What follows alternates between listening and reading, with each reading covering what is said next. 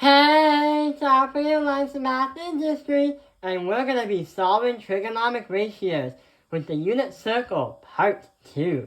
So in the last video, we found the reason why these questions exist. We've learned that although we have a radian, we can find out what the sign or a trigonometric ratio is along, or a trigonometric function is along with a number. But also, we found out even more solutions. So let's try to come up with another idea. Ooh, a problem. But wait, this is a little bit different because it's not like the ones where we solved in the previous video like this one. This one has 2 of them. So what are we gonna do? Yeah, what we really have to do is we have to use simple algebra and try to create just one trigonometric ratio. So we are going to do this. We are going to subtract this side by 7 cosine of theta and subtract this side by 7 cosine of theta.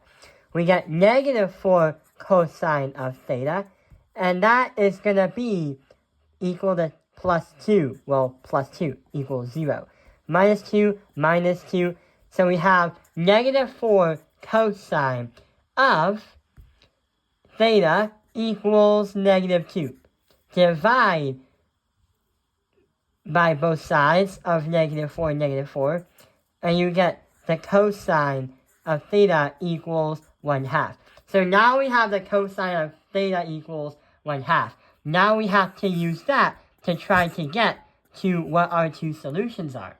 So we draw a mini unit circle. Right over here, if we're playing around with the cosines, what will it do? Yeah, the cosines will be positive on the right side, but will be negative on the left side. And since the cosine right over here is going to be to the right, it will appear right here and right there. So we have 1/2. What are we going to do?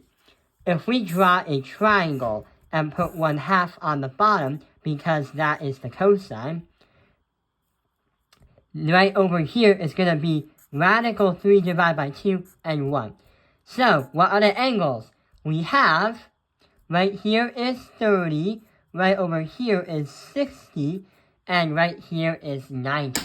So here is what's going to happen. So we're going to draw lines right here and right here, because that is where the positive cosines are going to be. When we have right here is 60 degrees, and that is going to go right here, and that is also going to go right here. This is 60, and that is 60. So the first 60 we're going to say is going to be pi divided by 3. And then this one is going to be 5 pi divided by 3. Because if we go around and say 6 pi divided by 3, then 5 pi divided by 3 is 1 less. So these 2 are our final answers. Let's try and solve one more before the video ends. So right over here, we have the tangent of theta minus radical 3, negative radical 3 equals 0. We have to transform that so the negative 3 goes to the other side. So in reality, it's tan of theta equals radical 3. But wait, this one's a little bit different. This one requires an extra step. So we have the tangent. We have to remember that the tan of theta in trigonometry is going to equal y divided by x. Remember from another video when we played around with the tangent, we had to create a complex fraction in order to graph that onto this unit circle right here? We have to somehow reverse that. So we have radical 3. What can we do?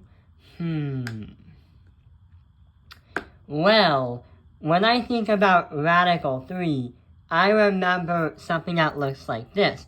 When we say 1 over 2 divided by radical 3 over 2. And every time we do the opposite, and we try to multiply, we get right over here 2 divided by this 2 divided by 2 radical 3, and you just get radical 3.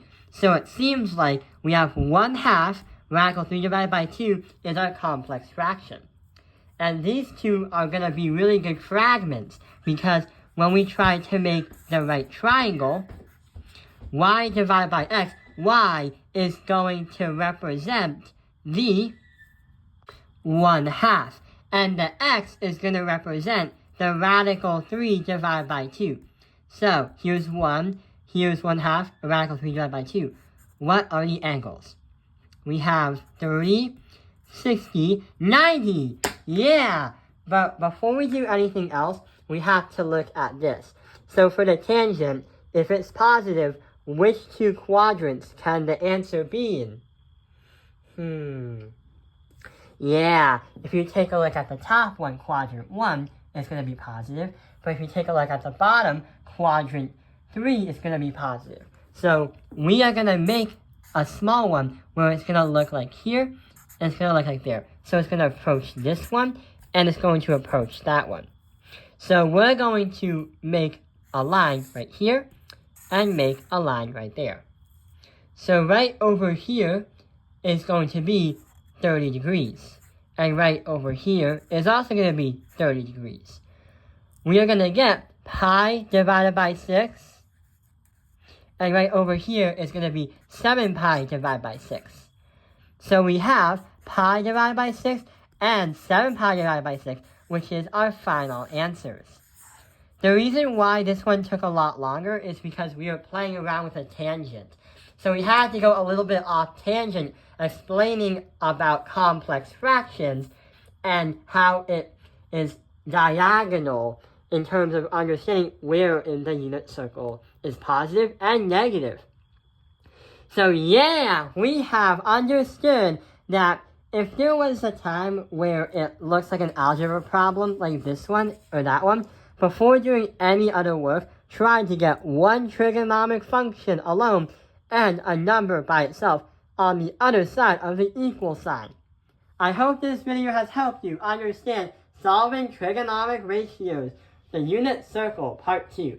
Thank you for watching Top Analyze Math Industry. Like and subscribe.